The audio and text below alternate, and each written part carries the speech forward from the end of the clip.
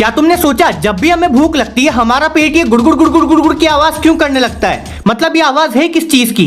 देखो, हमारे शरीर में चीजें नॉर्मल तरीके से इधर से उधर नहीं जाती। ऐसे कॉन्ट्रैक्शन होके यानी दबाव वाले मूवमेंट होके चीजें इधर से उधर जाती हैं। अब ये आवाज हमारे पेट और इंटेस्टाइन की मूवमेंट यानी हिलने डुलने से आती है और ये आवाज 24 घंटे आती है। पर जब हमारे पेट में खाना होता है तो ये आवाज खाने की वजह से दब जाती है और हमें सुनाई नहीं देती। पर जब पेट खाली होता है तो पेट में हवा और पानी के अलावा कुछ नहीं होता। तो जब पेट और इंटेस्टाइन अपना बचा कुचा माल निकाल रहे होते हैं तब भी ये मूवमेंट की आवाज आती है। पर अभी हमारा पेट खाली है तो ये आवाज हमें बहुत जोर से सुनाई देती है। और भाई कभी कभी तो ये आवाज इतनी तेज होती है कि पता ही नहीं चलता आवाज पेट से आई या